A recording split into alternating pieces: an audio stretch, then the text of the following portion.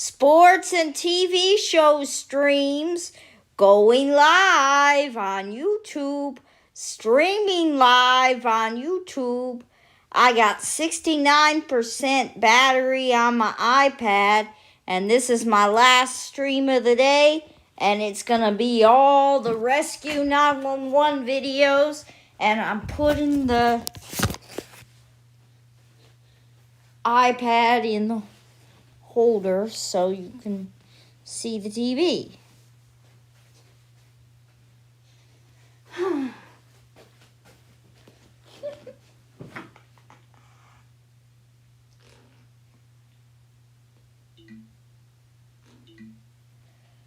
Loading video, please wait.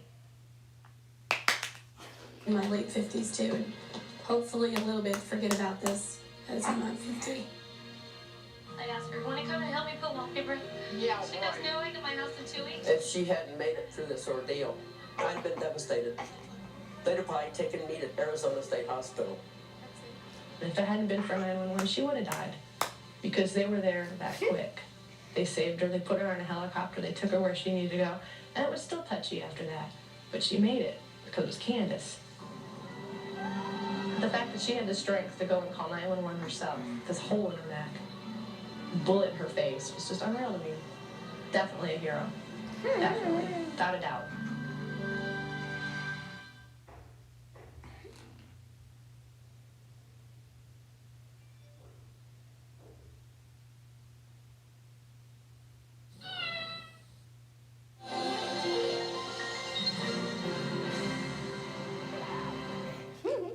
This is 911. Do you have an emergency? Today on Rescue 911, a young finger on the trigger.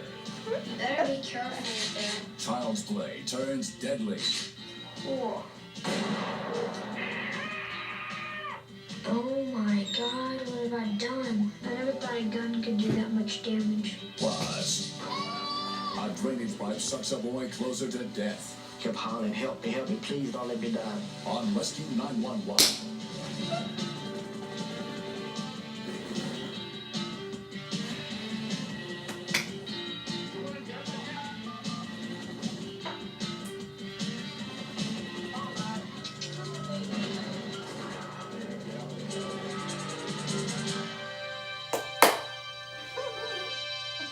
One bad choice can bring devastating harm, but sometimes it can also bring a strength which can never be taken away.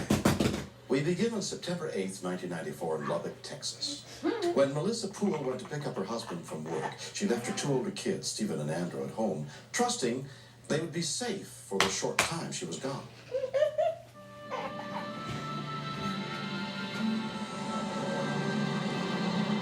Uncle Papa? So go get Daddy? We need to go get Daddy. We need to hurry. Boys? I told the boys, mind the rules. Stay here and watch TV, go play Nintendo in the bedroom. Make sure you don't answer the phone or answer the door, and I'll be back in 20 minutes. Stephen is very responsible, straight A student at school, so I didn't see any problem with leaving him with his little brother.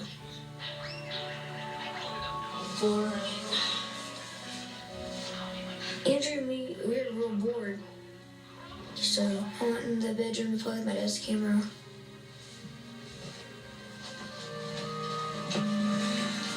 What are you doing? Looking for Dad's camera.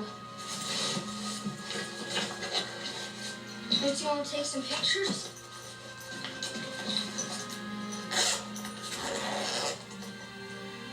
There's some 12 gauge shotgun shells. And I go, wow, that's neat. No, I didn't know those were there. Well, I know where Dad's gun is.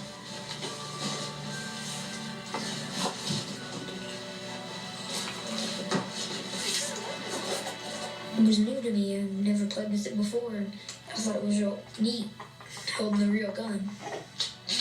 I know how to load and unload a gun from TV. There's violent stuff on TV these days. You're not supposed to be playing with that. I put a shell in, cocked it, and it flew out like it does in the movies. Cool. You better be careful with that. Andrew says, stop fiddling with the trigger, not shoot. And I was like, like, you know, it won't. It's on safety.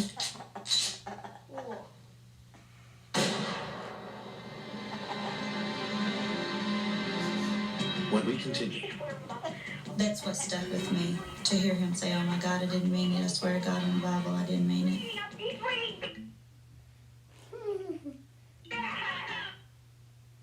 Every Saturday.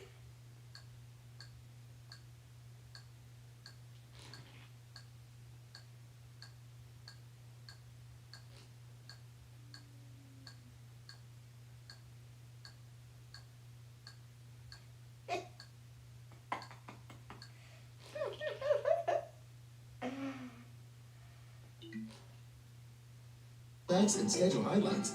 Sign up today at get.tv.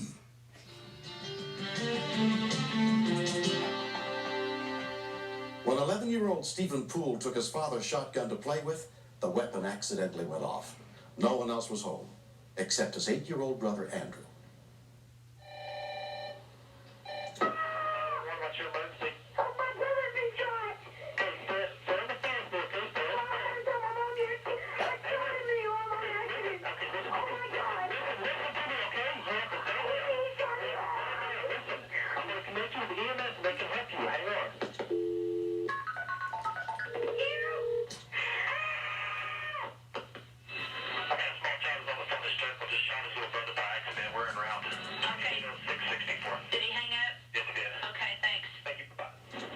Stephen ran across the street to get his best friend, Cody Cameron. Calm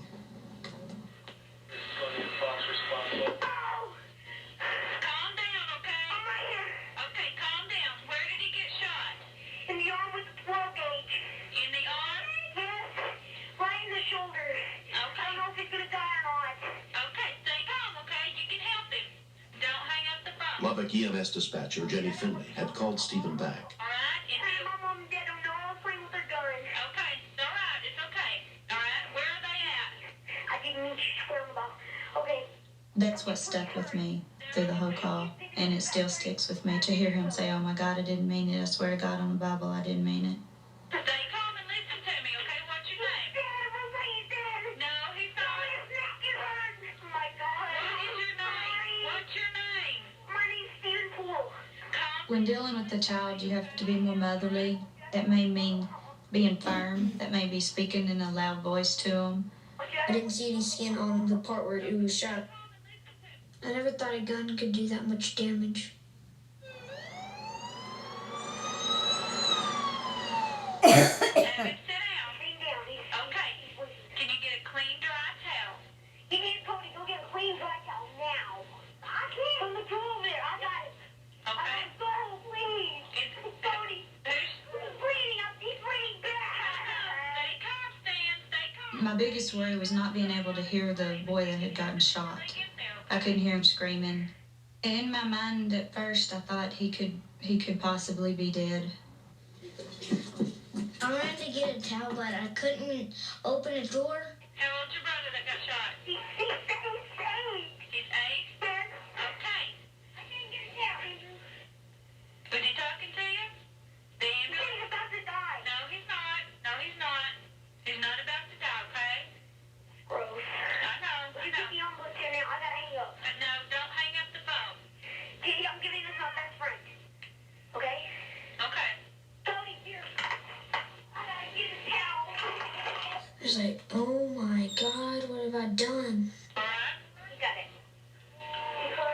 I was thinking if I hadn't got the gun out in the first place, this wouldn't have ever happened. Don't press on it. I did this. I was responsible. The first help got to the scene within 4 minutes, including paramedic Chris Teague. I was stunned at first. When I heard it was a shooting, I thought it was a domestic disturbance.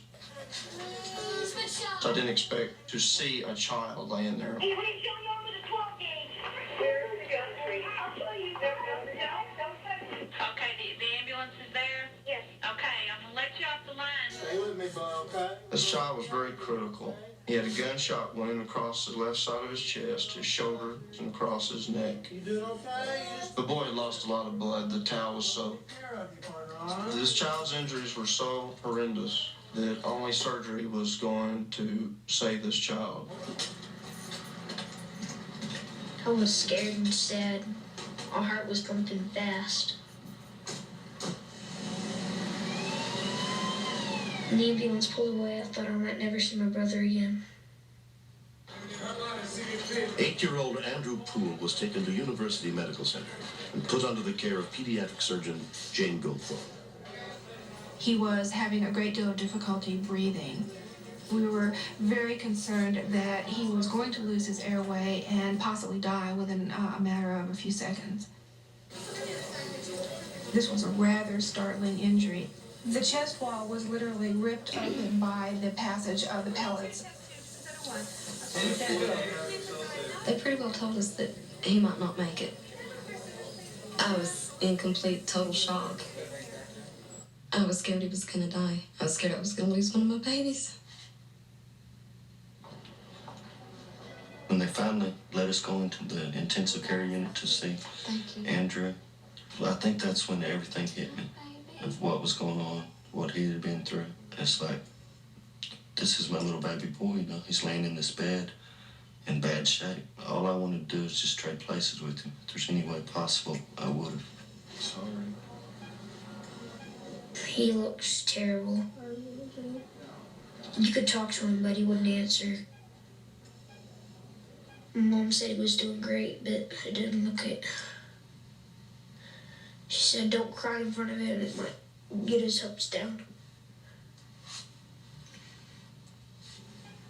I told him that I loved him and he was going to be all right.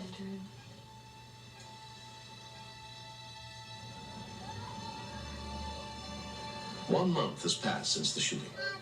Andrew continues to heal and is expected to fully recover.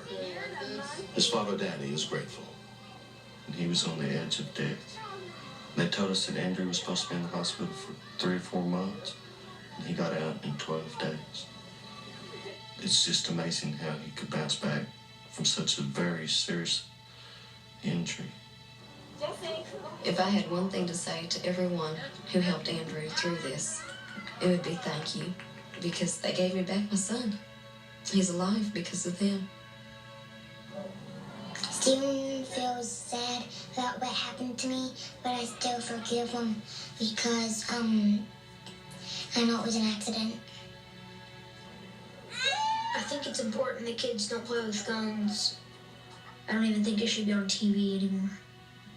The way my dad taught me was to keep my gun unloaded and out of sight and hid, and the shells were to be kept somewhere else. That's not good enough. You've got to have trigger locks on your guns. The ammunition has got to be locked up. I don't think guns should be kept in a house with kids, really. We're not going to have any. They're gone, and there never will be a gun in this house again. When I look at Andrew and see him feel great, I'm glad he's home, but he's still a pain in the butt.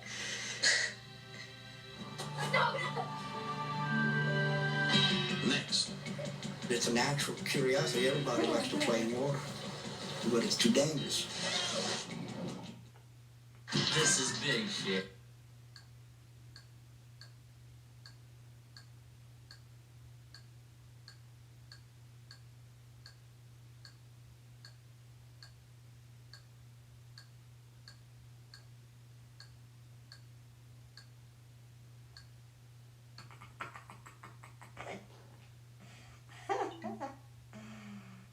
Winners, don't miss out. Find out your prize and win real cash for losing weight. Take a healthy wager today and win up to $10,000.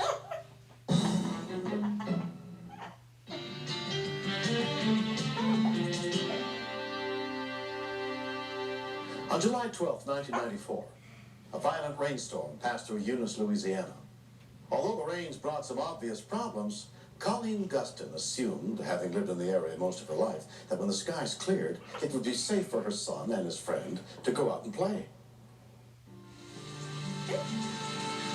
It was really some of the worst rain that we've seen here in years. The water was 3-4 feet on the highway in front of our house.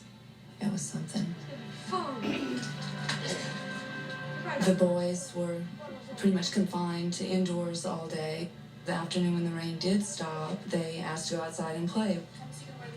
I thought it was safe because the water really had receded some. And don't be too long. 11-year-old Thomas Lemoyne had come over to the house of his best friend, Adam Guston. Thomas, he's fun to play with, and he's funny, and he's my friend. We put our boots on, and then we went outside, and we were talking. We didn't really look at where we were going.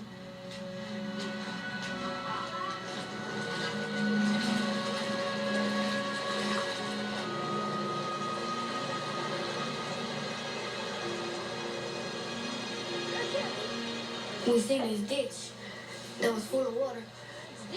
I jumped in it, and then it went a little over my nose.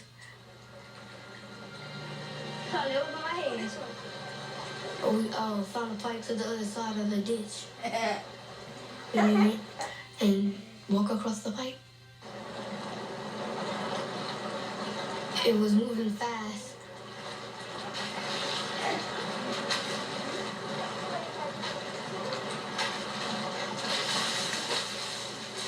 U.S. Police Officer John Cormier was on routine patrol in the area.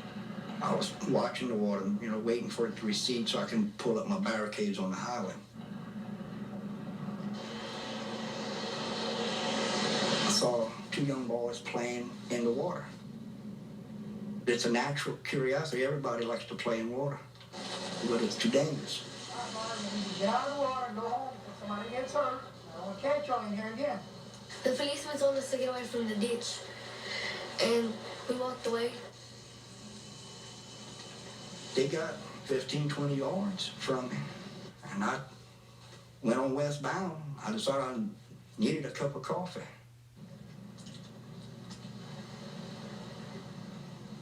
Thomas said, "Wait for me. I'm gonna cross the pipe one more time."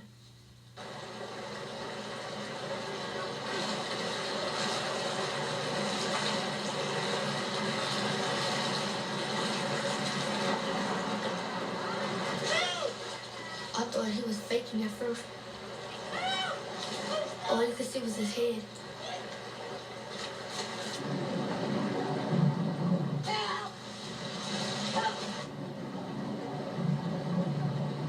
I just grabbed him before he went in the pipe.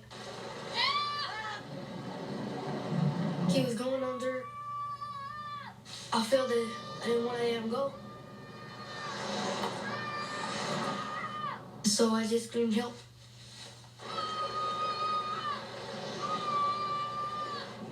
Johnny McGee happened to be going by on his way home. When I passed, I seen a little kid caught my eye. And when I turned back and just glimpsed at him, all I seen was a head sticking up out the water. Mark Edwards was running an errand across the street. He heard a kid scream for help. The guy that was standing up on the ground was screaming, "Please, somebody come help my friend drowning." I started trying to pull him out, and it's like he wasn't even budging. And like something had him down there and wasn't gonna turn him loose. Off-duty police officer Ronald Papillon also happened to be across the street. His face was just so white, and he just kept hollering, "Help me, please don't let me die, please don't let me die." I said, "This ain't working, that pulling ain't working." I said, "Something's wrong, this guy's stuck, and he's not coming out."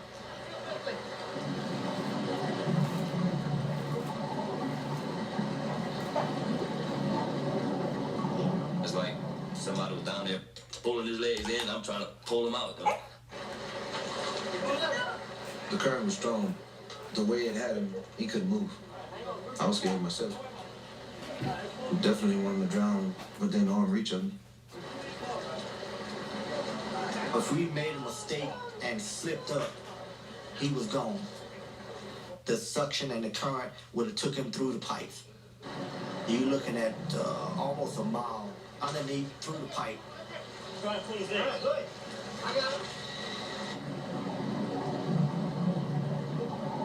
If he would have went down the pipe before he got to that big canal, he would have been dead. I was real scared. But it seemed like the water was rising because he kept pushing his head over the water. so you know the water would get in his nose.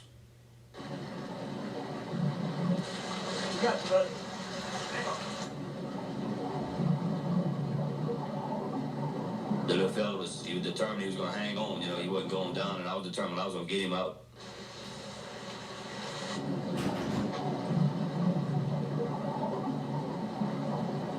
And finally, it's like it was just blow suction. I didn't realize how bad the suction was till after we got him out. When we pulled him out, it's like we unclogged the drain. But look, Johnny's stopping it back up, you know, it stuck me up to it. Oh, no way. After more than 15 minutes of fighting to keep his head above water, Thomas was safely out of the pipe. His mother, Rachel Lemoyne, rushed to the scene as soon as she heard what had happened. I expected the worst. I ran to the ambulance and saw him sitting there in, wet and dirty with the oxygen mask, and I was just so relieved. So relieved. Adam's mother, Colleen, had also been notified. Thomas looked bad. My heart went to my feet, but everybody reassured me, that it was okay, that they were, very, very lucky.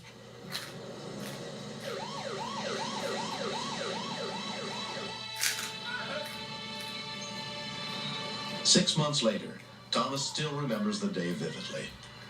I was saying, please help me to get out. And then he pulled me out, and I said, thank you very much, I love you. They knew that, they had done wrong. Number one, leaving the yard where they would have been safe. And number two, not listening to the police officer. One of the things I like about Thomas and Adam's friendship is Adam's kind of clear-headed. I think other kids might have panicked, they might have left to go get help, but Adam had the presence of mind to stay there and help. And I'll always be grateful to him for that. Adam is my hero. I guess I can call myself a hero because I didn't let go of him until help came. But I'm not the only hero. The gentleman that pulled Thomas out, they didn't stop to think, well, can we do this? What might happen to us? They just jumped in. I think they're just terrific. I don't feel like I've ever thanked them appropriately or can. We're gonna feed him, we're gonna fatten him up. I'm just doing what anybody else would have done. Hopefully, anybody else would have done. It feels like it never happened. I feel good. I play around in the neighborhood now. I don't ride in no ditches no more. This just might be fun to play in, but they could be dangerous. So you need to stay away from it. It's maybe a little bit smarter because dangerous things can happen when you never expect it. I think Thomas will always be my friend.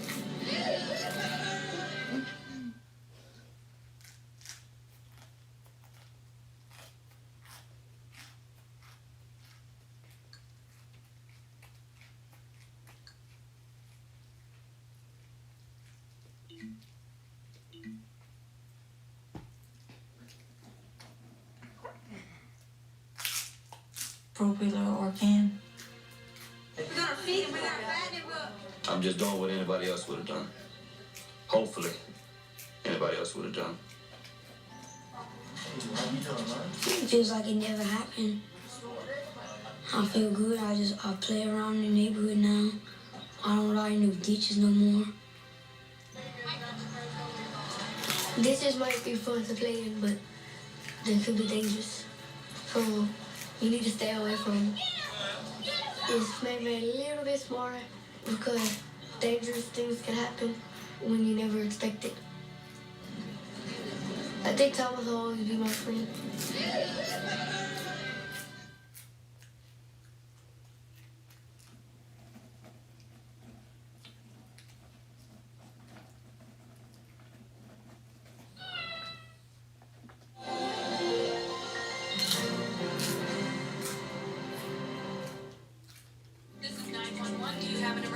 Today on Rescue 911, a weekly tour turns to tragedy. A lawnmower nearly takes a boy's life. My God, his leg is almost gone. I really felt that Josh was going to bleed to death before the ambulance got there. Plus, a little boy's quick thinking gives mom a second chance. I was feeling like she already died. On Rescue 911.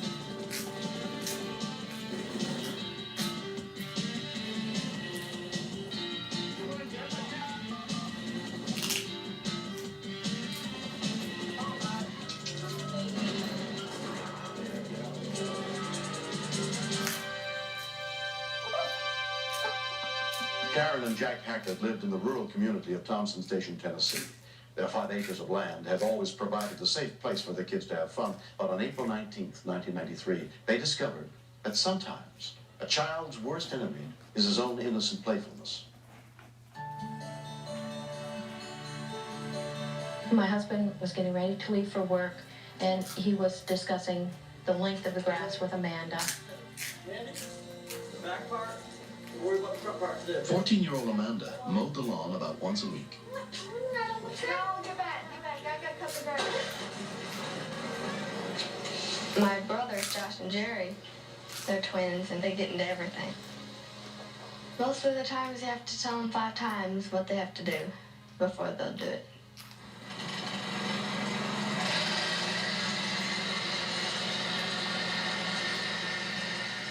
Mandy's very intelligent. She knows how to use things, but if anything is handled improperly, it's dangerous. I got around the house about twice, and the twins came up and said they wanted to ride.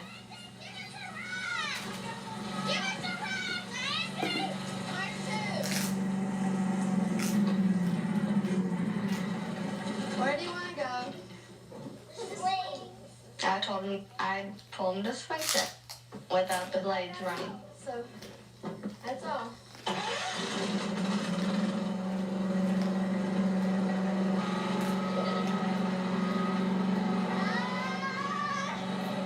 Joshua and Jeremy had a very premature birth, which led to a lot of medical problems.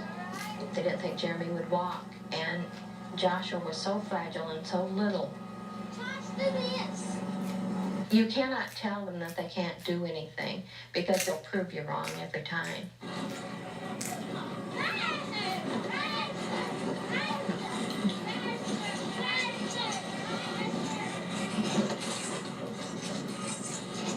I turned too sharp and the wagon tipped over. I was thinking, well, I guess I didn't have to stop it and unhitch them. I turned the blades on and I started mowing again.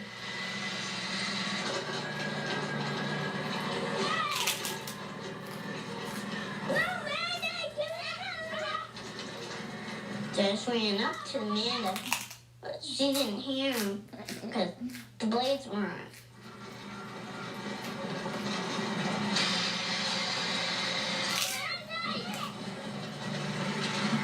The grass was all wet and his feet just slipped out from under him. I think my heart stopped beating. I'll never forget that sound. It was just like the skin was exploded off of his knee. I had no idea what had happened. My first reaction was, my God, his leg is almost gone. When we continue. As I tried to talk calmly with him, I really felt that Josh was going to bleed to death before the ambulance got there. If you can't.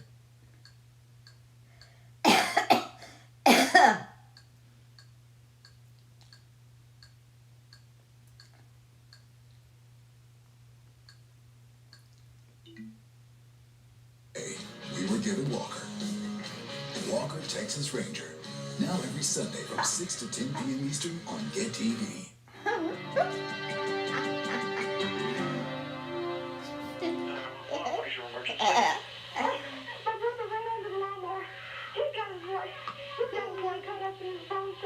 Where is he cut, ma'am? Just cut on the knee. Okay. Is it bleeding? Bleeding.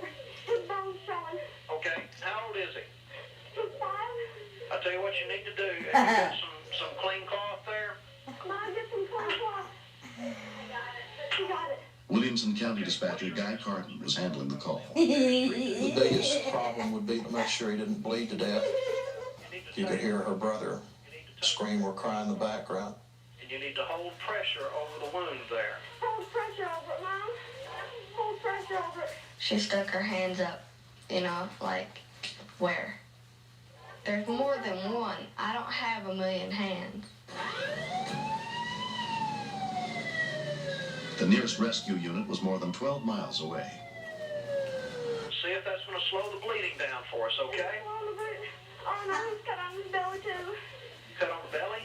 The further we talked, it seemed like she took in more and more of his injuries. The stomach, his fingers being cut.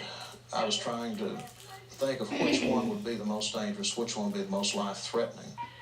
He's still awake, all right? He's still awake. I had to maintain, and I had to try to shield Josh from knowing the extent of his injuries. But as I tried to talk calmly with him, I really felt that Josh was going to bleed to death before the ambulance got there. I thought I was having my very last conversation with him.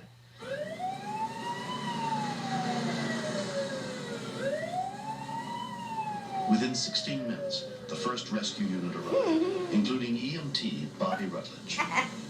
You got a lot of road time to think about anything imaginable that you could believe can happen by being cut up by a Moore. You could have amputations, legs, arms, or even death. Do you have any medical history or anything? Yeah, he was a preemie. He was on the vent for a week. He has a seizure disorder. I really felt guilty that I had not protected him from one more injury, one more assault against him in his life, because he had been through so much and he had conquered so much. He has asthma. I was thinking, after all he's been through, is this the way it's going to end? Is this what it's all been for? Back under your back, sweetheart. Really good, little brave boy. I thought it was my fault. Jeremy followed me outside and started saying, it's not your fault. That he still loves me, no matter what anybody says.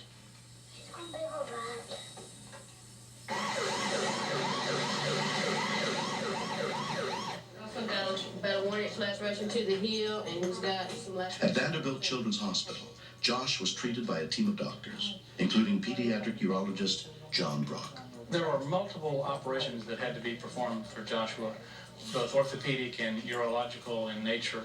So as a result, both teams were operating at the same time in different areas of the body. I'm very pleased with some of the results of what we've done. We're just going to have to wait on time to know the final results, though. Even after he got out of intensive care, I kept hearing, it's too early to tell, it's too early to tell. We didn't know what use he was going to have of his leg or his fingers or whatever, but we felt then, okay, we've still got our son.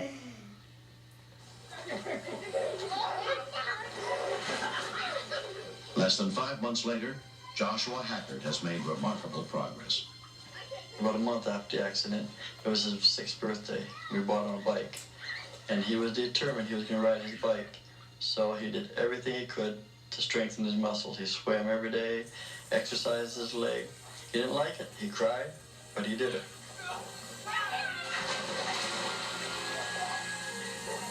I just have that scar on. I can mend it, but I'm not like, was it?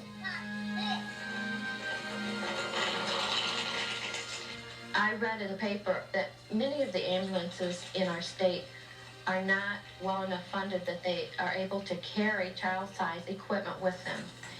If our ambulance had not had the mask pants or that kind of thing that fit him, Joshua probably wouldn't be here today. Good job. Because of the severe amount of blood loss that he had, he very clearly could have died if someone hadn't been so thoughtful and quick in the way they managed this child. A lot of people saved Joshua Hackert's life. Yeah! Yeah, boy, yeah! Now we're more cautious about everything. The rules are that the twins have to be on the inside of the house or on the opposite side of the yard that I'm mowing. If someone is mowing in the backyard, we'll have to be in the front yard. But if she's mowing in the front yard, we'll have to be in the backyard. Because they have blades, and they can touch it. I think they're doing great. They're going to have problems for the long haul. They're going to have to work twice as hard as other kids with 3 times as many doctor's appointments. But they're going to make it. They're going to make it. Next. I love my mom because she's the only person I have, and I don't want anything to ever happen to her. All right now, Get TV fans, don't be left in.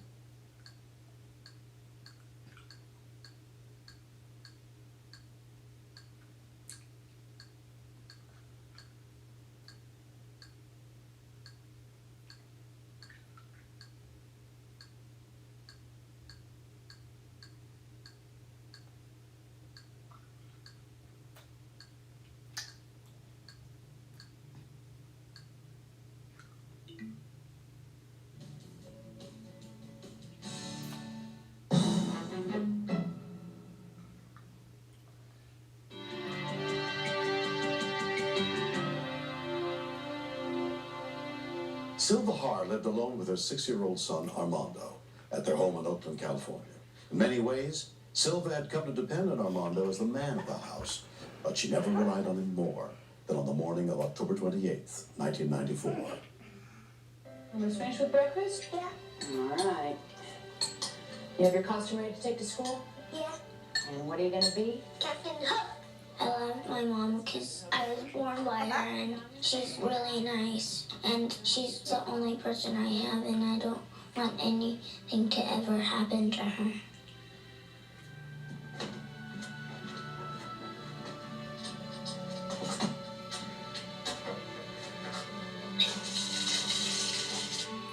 Hi, Robin. Eating all your food? Are you thirsty? Robin was thirsty, so I went to fill up the water bottle.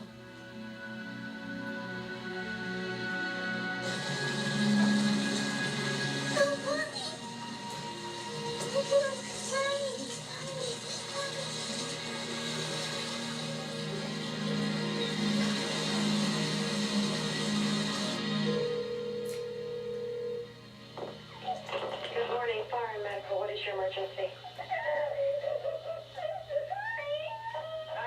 Hello? I couldn't make out what he was saying, but the police dispatcher was also on the line at the time. His mother was in a bathtub unconscious. She's bleeding. She's wheezing? No, she's bleeding. Bleeding? Bleeding. Okay, can you give me your address? Yes. 78. Street in West Oakland. Okay, stay calm, okay? I'm gonna help you. Okay. Stay on the phone with me, okay? Okay. Oakland fire dispatcher Dorothy Smith was handling the call. Emotionally, you get really involved. You can't touch them. You can just let them know that you're right there and you're not going to leave them. You're going to help them until somebody gets there. What is your name? Armando. Armando? Yeah. Armando, stop crying, okay? Okay. I have help on the way, all right? Okay. Is your mother talking or anything? No, My mommy was having a seizure in the bathtub. It was really scary because she usually had him on the couch, and I just would stay there till she wakes up, but this was really an emergency. I felt the water and it was really hot and steaming, so I turned it off and I turned on the cold water because I was afraid that my mom would get real burnt. Armando, is there anyone else in the house except for you? No. How old are you? I'm 6. You're 6? Yeah. Okay, stay calm. I'm going to help you. If you keep the fear down, you can accomplish a lot more. Will the phone reach to where your mom is? Yeah. Okay, why don't you go in the bathroom where she is and take the phone so you can talk to me, okay? Oh, okay. Okay, go ahead. Waking up. She's waking up? Yeah. Okay. But she's still bleeding. Okay, where's she bleeding at? I think her finger is bleeding. Her finger?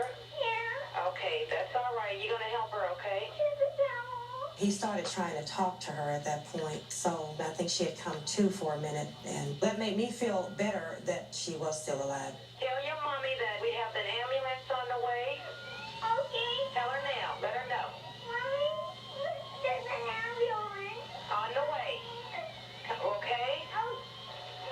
Ask her, did she slip and fall? Did she slip and fall, Mommy? She's not talking. She's not talking? Yeah, she's not talking. Mommy, I turned the water off.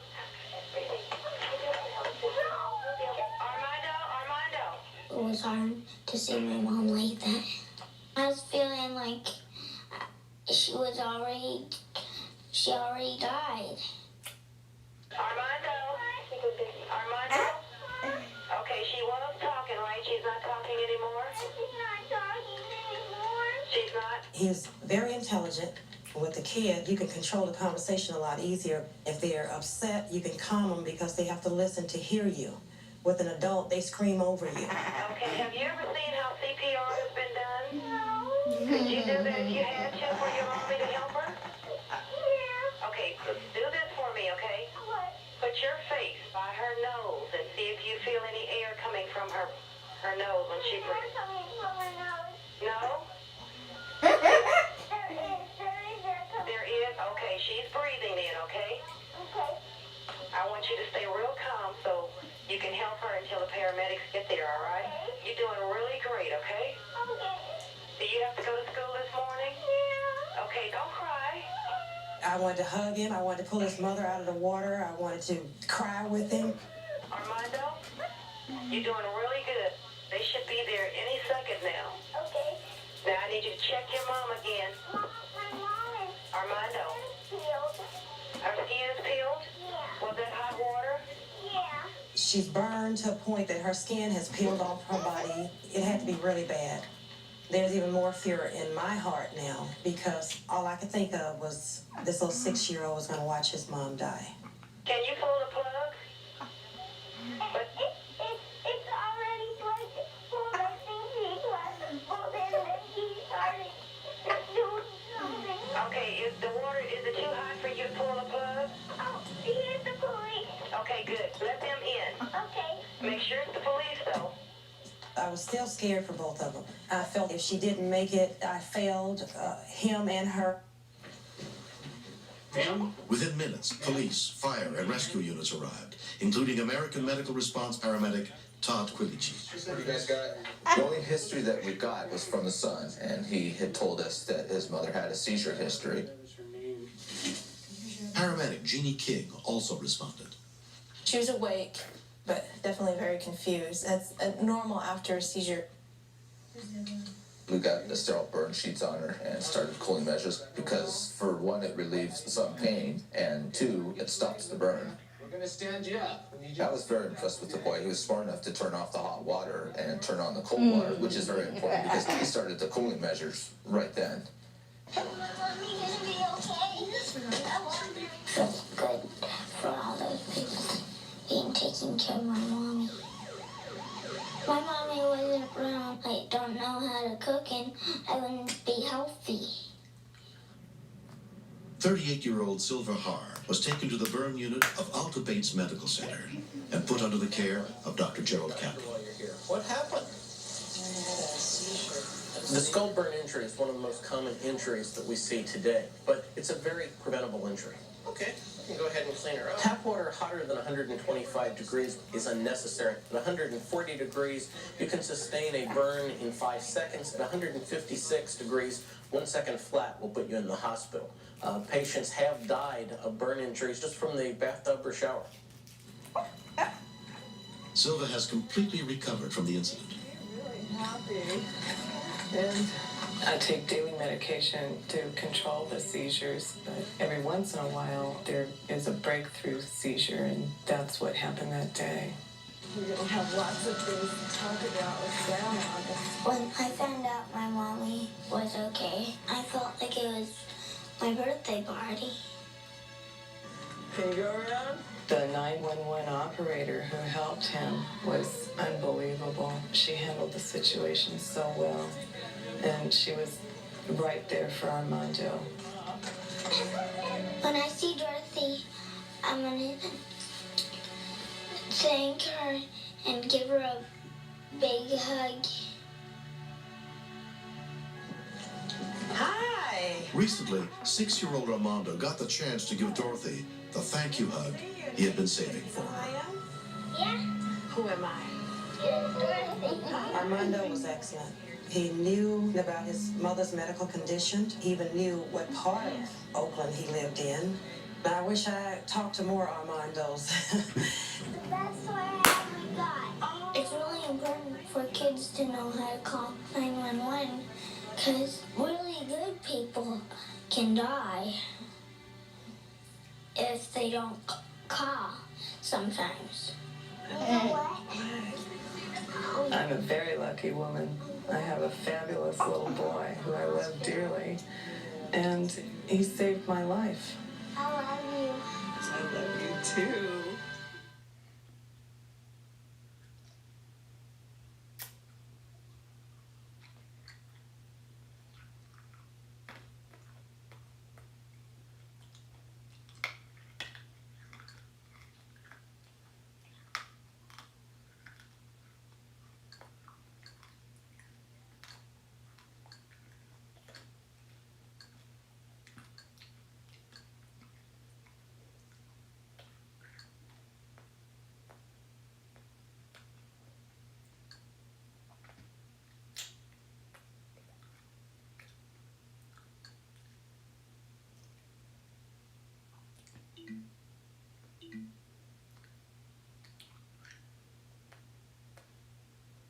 Next Tuesday, I start crying. I realized this ain't a dream. That's real life. But I'm feeling pretty good today. Oh, Ruben! Shortly after the incident, Monique turned her handgun over to the police. It's kind of ironic because I always thought that owning a firearm was the ultimate protection, and ironically, I lived without it. I survived without it. You want the whole staff? I think that if you're in a situation and you need help, call 911. That's what they're there for. That was my lifeline. And the police, they were a godsend.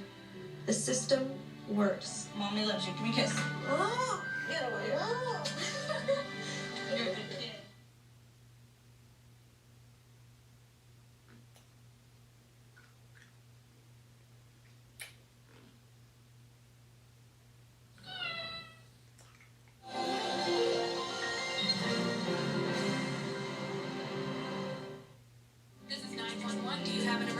Today on Rescue 911, even when kids look both ways, a dangerous curve hides an oncoming disaster. I had a horror that she was gonna die. I know it hurts. Just keep on breathing.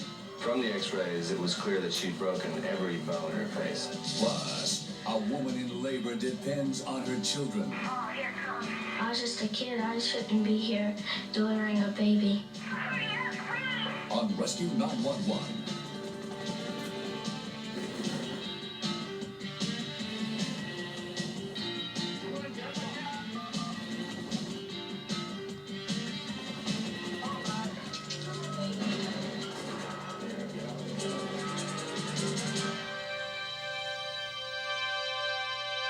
On the afternoon of August 10th, 1994, 20-year-old Erica Young was looking after her youngest brother and sister at their home in Biglerville, Pennsylvania, as she had many times before. Being the oldest one at home, she soon found herself trying to do the best she could during one of her family's darkest moments. Okay, well, you guys stay close to the house, all right? There's 8 kids in our family, and there's 5 girls. Luckily, it outweighs the boys, which are 3. It's not your average American family by any means, but we get along pretty well. Erica was taking care of the youngest children, 7-year-old Danny and 5-year-old Sherry. Sherry's my sister. I like that she plays with me. Sherry saw Teddy, the dog, run across the road over into our neighbors. No, Teddy. She knew that Teddy wasn't supposed to be over there, and she went after him.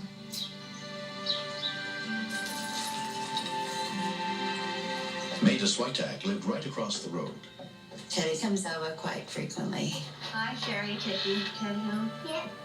Occasionally, Sherry would come over for him. And usually I'd say, now look both ways before you cross the road. But for some reason or other, I just didn't say it that time. I saw cars and told Sherry there's 2 cars coming.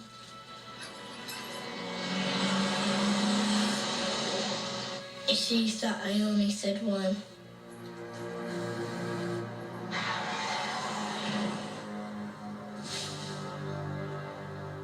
When we continue. She went rigid and quit breathing. I had a horror that she was going to die in my arms. Every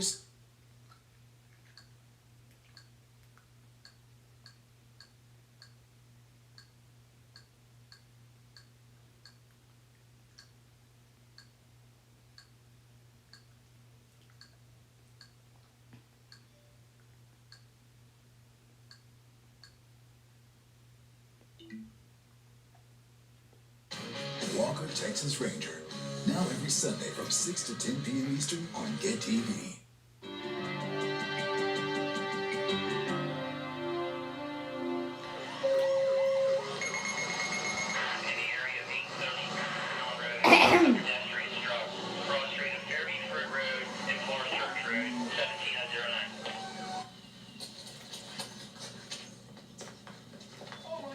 I saw Sherry probably about 50 feet from where the car was. Sherry? Sherry? She was just laying there staring straight up and gurgling, and I knew that she was choking on blood. I just wanted to hold that little life and just keep it as long as possible. I was afraid to move her because I wasn't sure if her neck or anything was broken, but she went rigid and quit breathing. I had a horror that she was going to die in my arms. Sherry? Sherry? I eased my hand behind her neck and just turned her head just a little and cleared her mouth out so she could breathe. Come on, keep breathing. Keep breathing, Sherry. She started crying, and I was just like, oh, thank heavens you're breathing. Just stay with me. Within 6 minutes, the first volunteers arrived, including Cashtown Fire Chief Tom Norman. My assistant chief got there right ahead of me, and he said she looks pretty bad. So I told him to go ahead and start the procedure for the helicopter. Can you help me out? I want you to do one thing. Okay. Hold her head perfectly still and keep talking to her for me, okay? Her golden hour was ticking very fast. We had no idea if her back was broke or her neck could have been broke. Okay, don't even want to rebreathe on 115. She was breathing, but as scared to death, she was going to take one last breath, and that would be it. We want to get a collar on before we do anything. We need a blanket also. We have a lot of nasty calls, but for a young child, this is one of the worst ones we've had. It just makes you feel like it's your own child when you're working on, a girl that's hurt this bad. Gettysburg Hospital Advanced Life Support got to the scene soon after, including paramedic Herschel Shank. Chief, what happened? What do you got? Looking at her face, blood coming from her nose and her mouth, there's signs of this possibility of a close head injury. Sherry, has she been talking to you? No. Well, she wasn't very tall, so she struck the car just in that area of the headlight. And she was thrown, from my estimation, about 40 feet. There's be a bright light here in your eyes. That's it. There we go. It was obvious that she was critical. From where we were at that day, transport time via ground would probably almost take up to an hour. So it was appropriate to have her flown via helicopter. Donna Young came home from work as soon as she was notified. Erica was crying. Danny. He had seen it happen. And he was just crying. He wouldn't talk. I think it's more vital signs here. I went into the ambulance and she was crying. Yes. I got in front of her and I said, Sherry, it's Mommy. Sherry. That's it. Can you hear me, Sherry? And she did not respond. She just didn't even know I was there.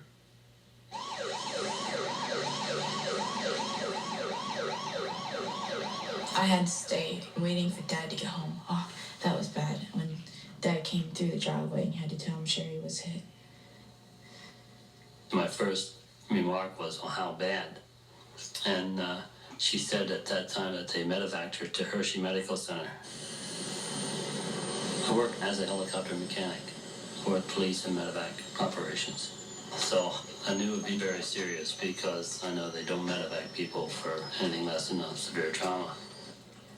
5-year-old Sherry Young was taken to Hershey Medical Center, where a team of doctors took over her care, including pediatric surgeon Robert Silly. We're going to need to get plastic surgery call, take a look at her face, and we'll do neurosurgery to know that we're going to end up getting a head scan on her, okay? She had her forearm bones broken in 2 different places each, multiple broken bones of the face, too many to count, quite frankly, and I thought she was likely to have a significant brain injury, the kind that you may not recover from. God is our refuge and strength, a very present help in trouble.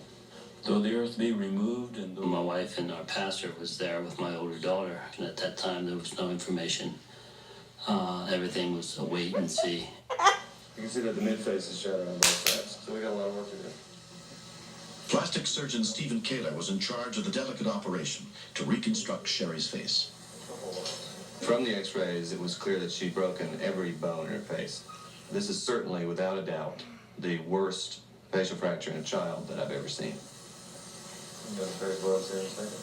In order to treat these facial bone injuries, it's necessary to make an incision over the top of the head and actually peel the scalp down so we can wire those bone fragments together. We got started about midnight or so, and we operated all night and into the next day and finished up about noon. After she came out of the operation, they told us it would be like 24 or 48 hours to see how she would heal. And the only thing we could do at that point was pray that things were working out. 2 days passed with very little change. Jeff come in and he talked to her and he called her Snort. That's her nickname. And she heard us and knew that we were there, and she went like this. And I started to laugh. And then I started to cry. It'll be all right. I knew then that Sherry was getting better. When Sherry was injured, the majority of the energy that her head absorbed was in her face, and it hurt her face terribly, but her face was fixable. Fortunately, her brain was not so seriously injured, and she's had a wonderful recovery. 3 months have passed since Sherry was hit by the car. Now, before we even step onto the road, I say, "What are you going to do?" And she goes, "Look both ways." And then I said, "What else do you do?" And I told him to listen, not only to look, but to listen for cars. It makes you realize what a wonderful thing a family is when something like this happens, because you have each other to lean upon. The car hit Sherry. I was really scared. I love my whole family. I love Sherry too. It was an accident, but the helicopter came down. They sent doctors and nurses in there. I'm gonna ride in it again.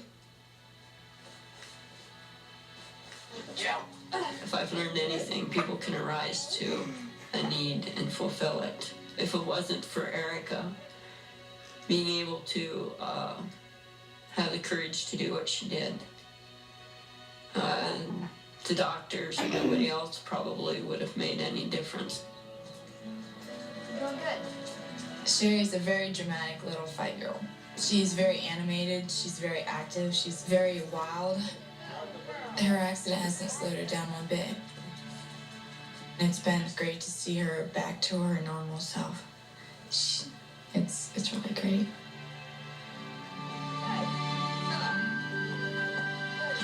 Next. I was thinking I didn't want to do this 'cause I was just a kid. I shouldn't be here delivering a baby. This Saturday on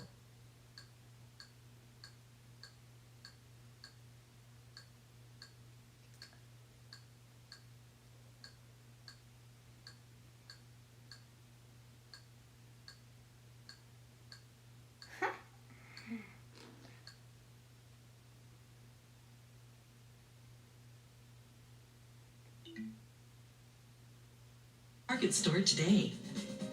more bang for your buck than that's money in your pocket.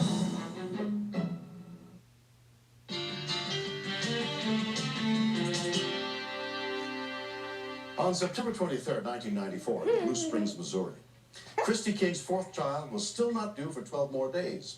With her husband away on a short business trip, the Kings thought their 3 kids could help out around the house, never once expecting what a highly unusual problem they would be left to handle. It was 2 weeks before the baby was supposed to be born, and I thought it would happen when she was in the hospital or when my dad was there. Justin? Around 6 a.m., Christy sent her younger son to wake up the oldest of the King's 3 children, 12-year-old Randall. I tried to convince him to go back to bed because she had 2 false alarms, but he said, no, she's really hurting. I could tell she was in lots of pain, and it just blew my mind because usually she's the calm one, but she's the kid and she's yelling and screaming while I had to be the adult.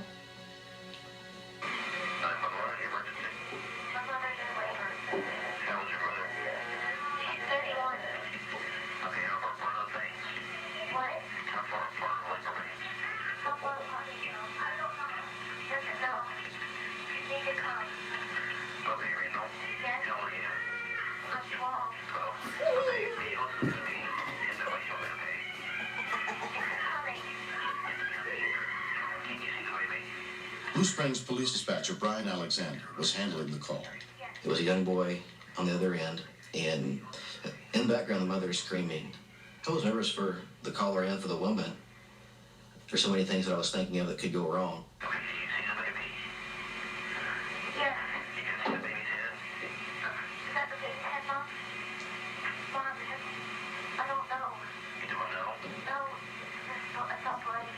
The sack hadn't broke yet, and I was thinking, oh man, this is for real, this is really happening.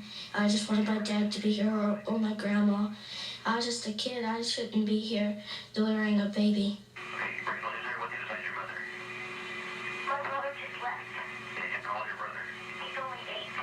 I was trying to get an adult there.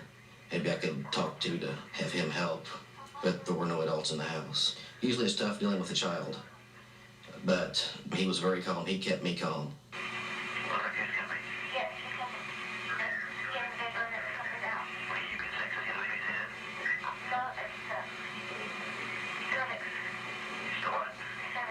He was using terms that I didn't think a 12-year-old boy should know about. He said that he could see her cervix, and I didn't know how he knew that.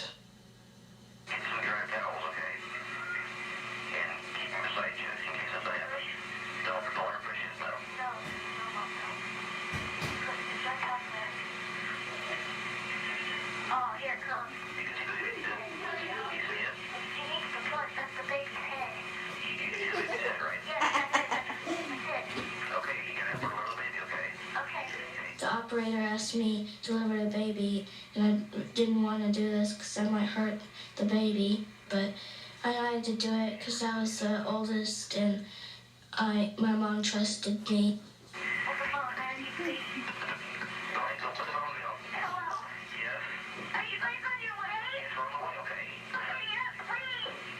Ten-year-old Johanna had taken over the call. It was just really scary because my dad wasn't there, and my mom was crying, and I've never seen her cry before.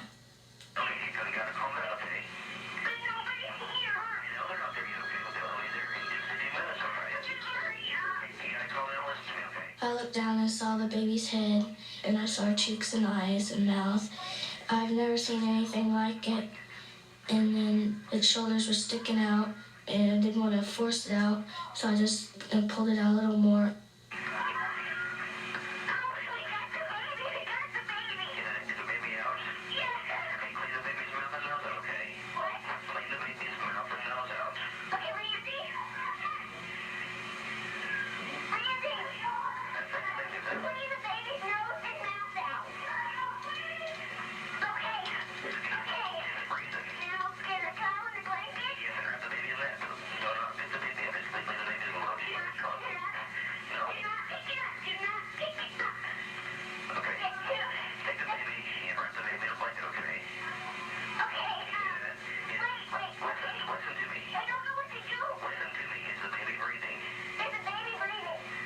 dispatcher told us to clean out the mouth and nose, and I was cleaning it off and it was crying, but then it just stopped crying.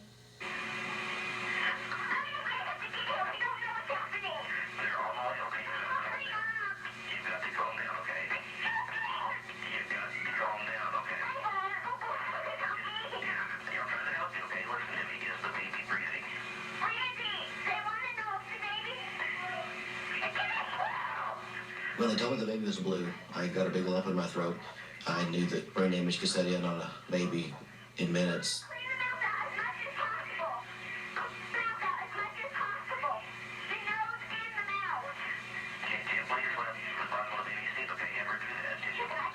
I was trying to clean it out, and I tapped it on the back, and some water spewed out, and the baby took a big breath and cried a little, and I just was in shock. Within 7 minutes, Officer Skip always got to the scene. Where's Mom at? My partner and myself immediately went up the stairs, and we were greeted by the girl. And she told us that, help the baby, help the baby.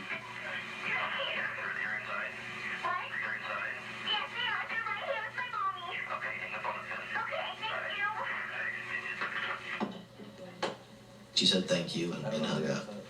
And I still didn't know at that time if the baby was breathing. I still didn't know. Hey, John, what do you have? Paramedic Andy Bowe arrived soon after. Baby looked a little blue, so started cleaning out the child's nose and mouth. You're doing good, yeah. I got the child a little angry at us and got the blood flowing. Okay, we got the cord cut. You want to hold it? The baby was born, my mom was holding it, and it looked real good, and I was real happy. And I think how God helped us, because something could have went wrong, but nothing went wrong. The little 12-year-old boy, he kept saying, I help Mom, and the little girls would say, yeah, me too. And it was just great that it was kind of a family thing. I don't think that when I was 12 years old that I would want to take that responsibility. He did a great job. 7-pound baby Brittany and her mother Christy were examined at a local hospital and found to be completely healthy. I told Randall that he was my hero, that I'm really proud of all of my children. They worked as a team, and they did great. They did great. I want to stand up. We had planned to have the kids be in the birthing room with us when the baby was born. And in order for them to do that, they had to take a siblings at birth class. They showed some pretty graphic pictures and showed a film of an actual birth. They were kind of giggly and stuff in a couple of parts, but evidently paid pretty good attention. I don't think I could deliver the baby without the class or the dispatcher, or I would be clueless.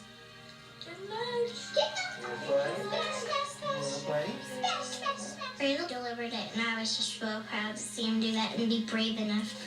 He's young, but he did a really, really good job. I was the first one to hold the baby, and it felt real good. I'd like to be an obstetrician. I want to deliver some more babies, because I think I'm pretty good at that. There is a big special bond between all three of us, but it's really fun to have a sister because you kind of get sick of boys if you have two brothers. I like to hold Brittany, I like to give her kisses and pinch her little butt. I grew up on a bugger that I delivered you. Do this for me. If it wasn't for me, you wouldn't even be here. What? I love my sister a lot.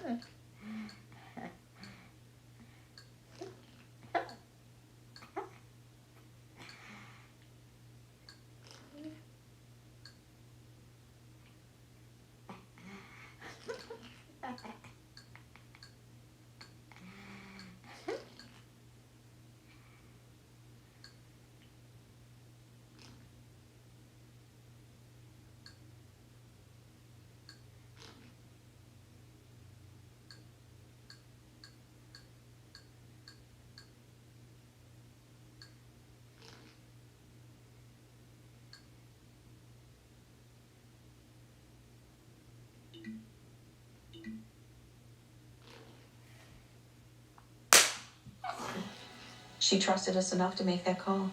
We went to the carnival and We had a lot of talks about what to do if something like this were to happen again. We told her specifically that she wasn't to take a ride home from anybody and that she was to be on the bus on the regular routine every day. Now she has phone numbers listed on the refrigerator to call her grandmother or even a neighbor. I don't think she'll have to use 911 again. I've never been home alone before. I never want to be home alone again.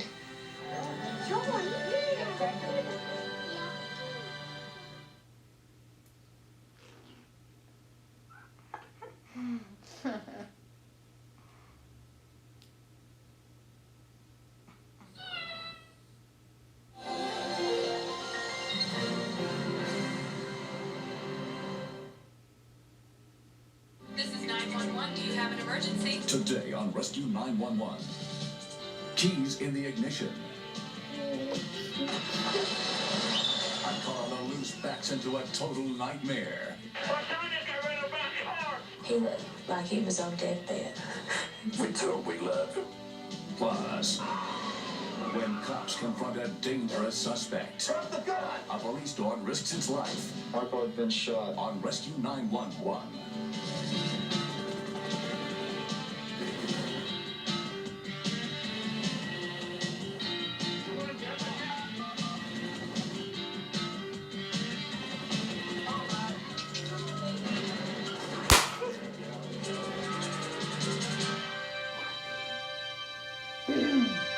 We begin in Riverdale, Georgia, on the afternoon of February 25th, 1994, where 3-year-old identical twins Michael and Andrew Payne were playing in the front yard while their father Darrell kept an eye on them. What are y'all doing? Washing out the Jeep? Twins. They don't know what to do without each other. Michael, he's more outgoing than Andrew is. He likes to play more. But Andrew, he always follows them and try to keep up with them. They play together real good. Sure do.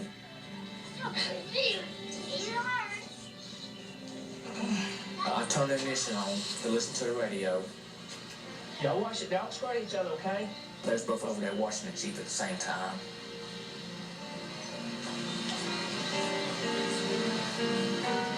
Get some more paper towels. I walked into the house to get some more paper towels.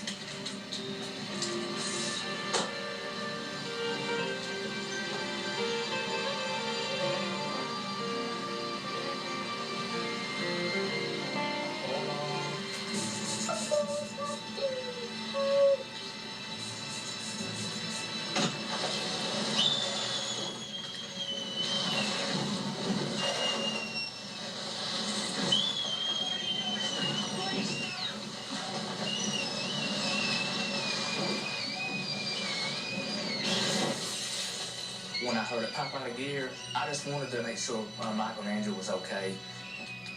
Michael was crying because it scared him. I thought Andrew was still cleaning up his Jeep. And then I looked up. He was just lying on the pavement, still. He wouldn't even move. When we continue. I didn't think there was a chance for Andrew to even survive. I kept telling him, we need the ambulance here now. We gotta get him here. The boy needs him now. He's not gonna make it. Every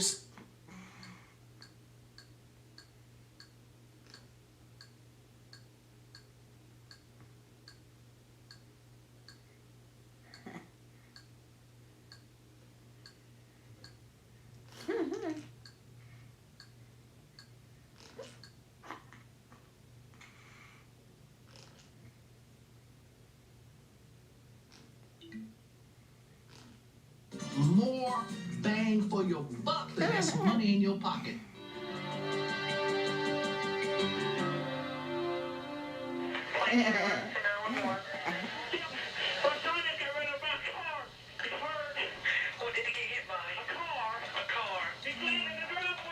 From her backyard across the street, Evelyn Finn had heard the crash. I didn't even know if he was dead or alive because he wasn't moving at all. All I saw was he was on his face and the blood just running down the driveway.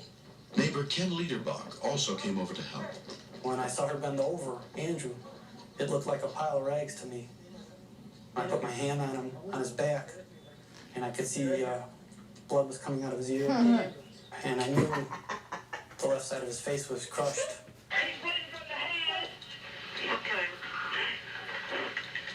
Clayton County dispatcher Yvonne Lovett was handling the call. He was really scared that he was going to die. You just try to keep comforting them, letting them know, you know, it's going to be okay, and you really hope it is going to be okay.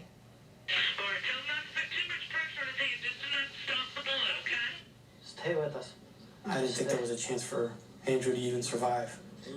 I could see my daughter laying there. I kept telling him, we need the ambulance here now. We got to get him here. The boy needs him now. He's not going to make it. Within 5 minutes of the call, a Clayton County Fire Med unit arrived, including paramedic Todd Graves. You could tell it's just a load and go situation. You know, he had a lot of swelling to his head and a lot of deformity. He needed to be at the hospital.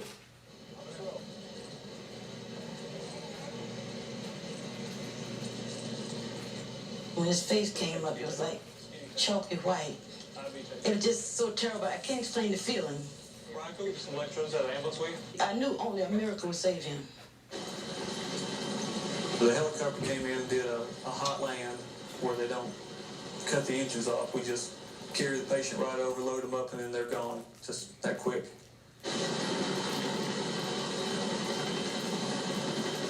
After they airlifted Andrew off, I came up here and called my wife. She ain't got to work yet. And so I told her daddy at work what has happened.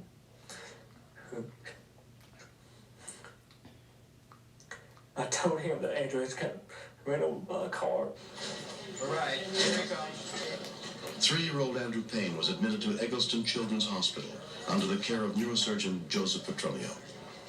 His respiratory status was failing. He was not breathing well. He was not moving a lot of air. And all of this would only serve to make his brain swelling worse. Take a look at him. We'll take you off in a second. His eyes were deformed and they were separated, and his nose was fractured and actually pushed back between the eye sockets. He had fractures of many of the bones of his skull. The frontal bone was actually forced through the dura, the membrane that covers the brain. Contusion, hemorrhagic We contusion. were very concerned about his chances for survival. Jan Payne joined her husband as soon as she could get to the hospital. When I arrived, it was more like I was in shock. Daryl told me that it was his fault and that Andrew was going to die. And I just told Daryl he can't think that you got to keep positive towards Andrew. Mr. and Mrs. Payne? Hi, I'm Dr. Petronio, one of the neurosurgeons. We were very frank in our discussion with the Paynes. I told them that there is not a great deal of experience with children that have had such severe crushing injuries to the head that have survived, and there were many things that could potentially go wrong. Just before Andrew went into surgery, his parents were allowed to see him. He looked like he was on deathbed. That's what he looked like. He couldn't squeeze my hand, but I held his. And I just told him Mama was there and that I loved him. And I'll be there with him. He was lying there, helpless. We told him we loved him. We was gonna pray for him. And then we left the room. Andrew underwent 8 hours of risky surgery to remove bone fragments and blood from his brain and reconstruct his skull and face. He remained in a coma. The first few days were quite stormy. He had problems with brain swelling, as we expected, and really is the major cause of death in the first few days after this type of injury. He stayed in ICU for 10 days, and each day he started getting better. Monday, he just got up on his knees and held out his arm. He cried. That was good. I was glad to hear that. Hey, Stephen. Oh, hey. This is really nice. Come on, man. A year has passed since the accident. He's doing real good. He's got all the abilities back that he had before. He had to go through therapy for 6 to 8 months to learn how to walk again and talk again. They couldn't believe how fast he pulled through this.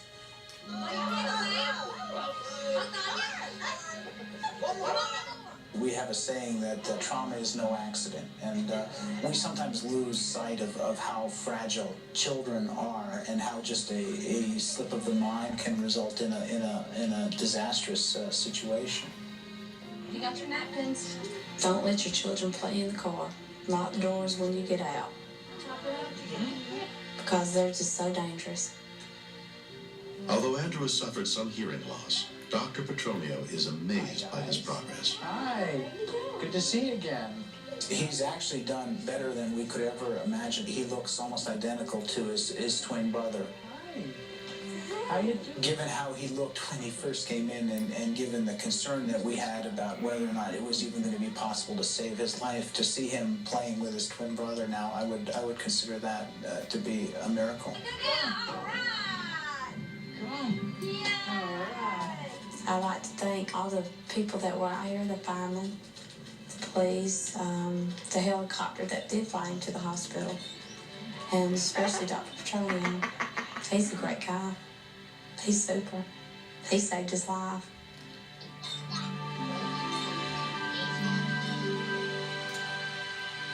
Next. In a canine search, what we do is we allow the handler and the dog to go first, and 1 or 2 deputies will follow.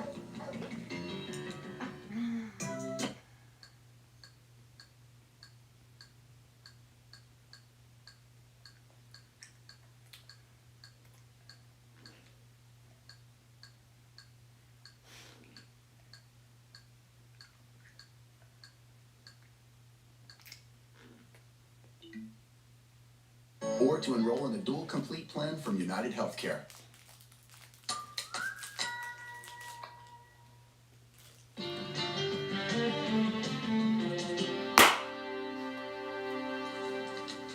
This is him here. Midnight, February 19th, 1989. Los Angeles County Sheriff's deputies reporting for duty on the night shift were briefed about a suspect wanted in a series of armed robberies. Suspect is male, white, in his 20s, and he has a split lower lip. The weapon is a handgun. The vehicle is a blue Ford Mustang, a fastback. It was sold by the RO to the suspect. The vehicle was, I think, early 70s Mustang, and it was rather unique. You don't see many of them around. Around 2 a.m., Deputy Brian Cunningham was on patrol headed westbound on Somerset Boulevard. I was approaching Downey Avenue when I saw a blue Ford Mustang backed into a parking space near the front door.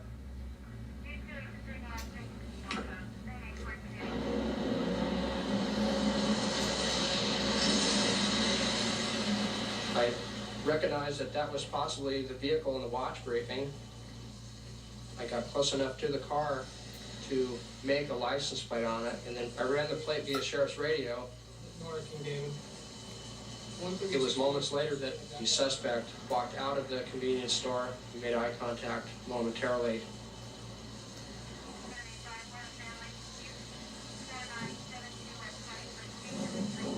But the plates could not be confirmed. Apparently, the information about the vehicle had not been entered into the computer. I followed the Mustang because I intended to stop the vehicle.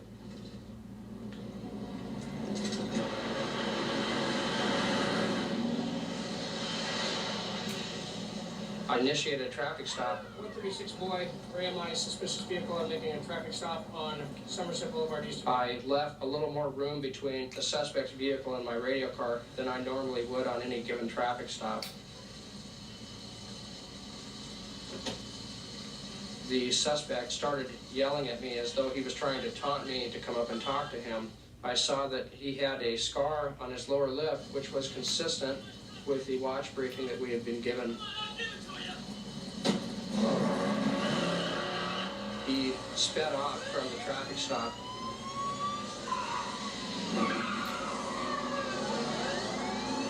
It was very, very clear now that I had something and was putting out over the radio that I was in pursuit.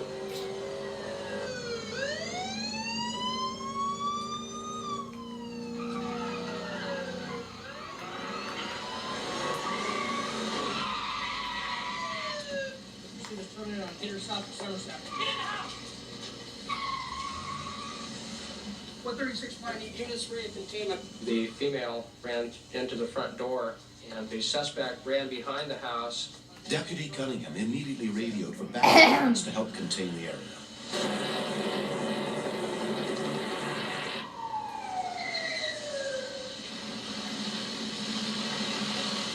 More than 20 members of the Sheriff's Department converged on the scene, under the direction of Sergeant Bob Crew. I responded to the location. By the time I got there, they'd already had a containment set up. They had a helicopter overhead. Keeping the whole area under surveillance.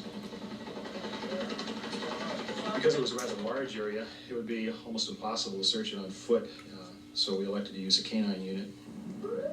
Deputy Phil Geisler and his canine partner This segment had been must working be together for called almost Dog 2.5 Safe years. Cop. Arco had been specially trained in Holland to assist and protect officers involved in dangerous searches. Their senses are about 1,200 times as powerful as our sense, smell. They're able to distinguish many odors. As it's been put, that if there was a bowl of vegetable soup there, they can pick out each vegetable. They arrived at the scene around 2:50 a.m.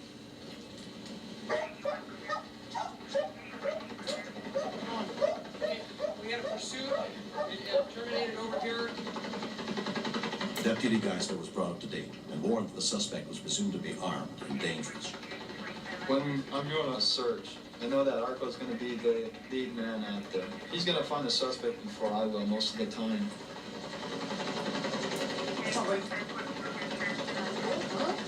What?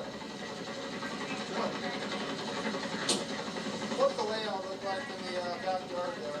Okay, we're gonna go ahead and deploy our we're gonna figure out a In a canine search, what we do is we allow the handler and the dog to go first, and 1 or 2 deputies will follow to provide backup if he does find a suspect.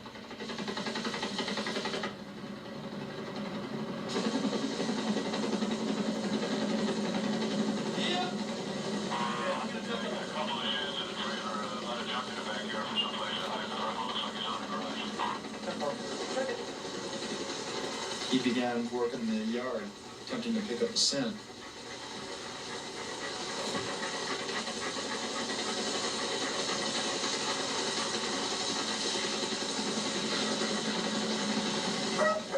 To me, that was an indication that there's somebody inside the garage area.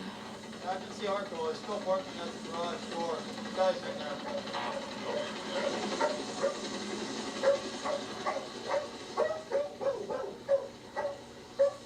Sheriff's Department, come on out! Send a dog in if you find they'll bite you!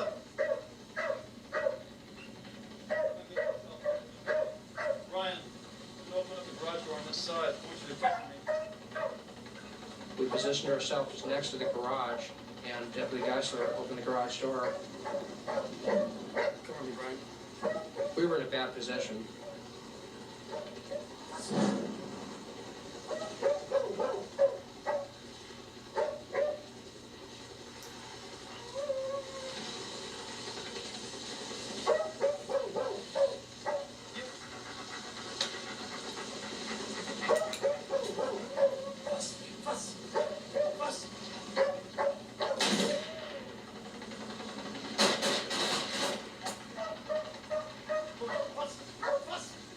The dog appeared to be confused. Deputy Geisler was trying to order the dog away from me, and he was having a lot of trouble getting the dog to respond to his commands. Arco, he's not going in. Drop the gun! I said drop it! Oh. Gun's in his hand. When I got to my feet, we began removing pieces of furniture so that we could get access to the suspect and ordered him to drop the gun. He didn't seem to have enough consciousness to respond to our orders at that time. Yeah, I got him. And I went in and handcuffed him and retrieved the weapon. We called rescue. The suspect died before, I think before the paramedics got there.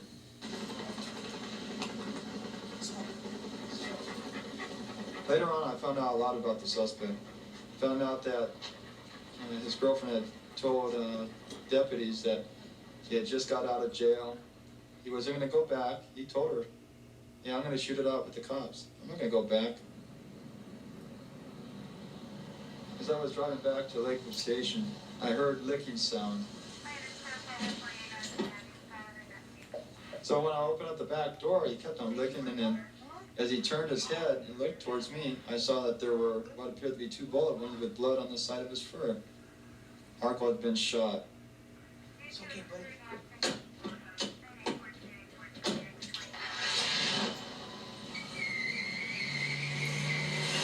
We've been together almost nonstop, 24 hours a day. We've been through a lot. I love the dog just as if he was my partner or even my kids. Arco was rushed to a nearby animal hospital, where he was treated by Dr. David Hogue. He was a very lucky dog. He was easily within an inch of being dead in terms of the entry wounds, especially up in the shoulder area. They were very close to the carotid arteries in the neck region.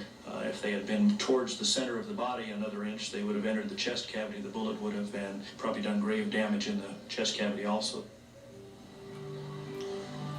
After 2 weeks of recuperating, Arco was back on the force with his partner. It proves that a dog can save lives. They're out there, they give it their 110%. If it wasn't for Arco, I think that either another deputy or I wouldn't be here today to tell the story. On May 15, 1990, the Los Angeles SPCA presented their Special Hero Dog Award to Arco, recognizing his bravery in saving his partner's life. At the time of retirement, I do get the benefit of keeping Arco. They give me the option, do you want to keep the dog or, do we have to give him away? And of course, being my buddy, my partner, and a friend, close to me the way I love my dog, he's going to stay with me.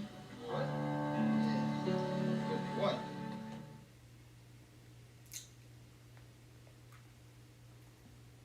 Meow.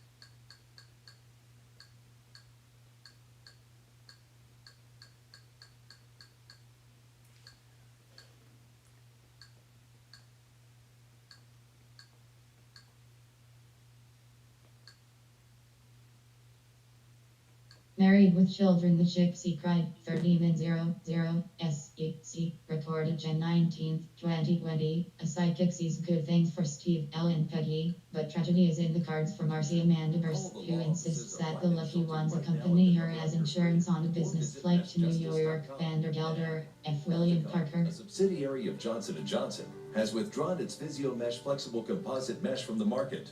Again, if you've had complications from your hernia surgery after 2006, you could be eligible for financial compensation. We can find out what type of devices were used in your surgery. Call the law offices of Wright and Schulte immediately at the number on your screen, or visit meshjustice.com now. You deserve justice, and the call is free. And there is no fee unless we win your case. Call now for your free case evaluation. Again, call the law offices of Wright and Schulte immediately at the number on your screen, or visit meshjustice.com now. People who need oxygen therapy live different lifestyles. That's why there's a complete line of Inogen One portable oxygen concentrators for a wide range of budget. For more full episodes of Rescue 911, for more full episodes of Flipper, for more sporting events, and for more National Day videos, hit the big red button and subscribe. Peace out, YouTube. And I'm going to click on Finish Event now, and it will end the live stream.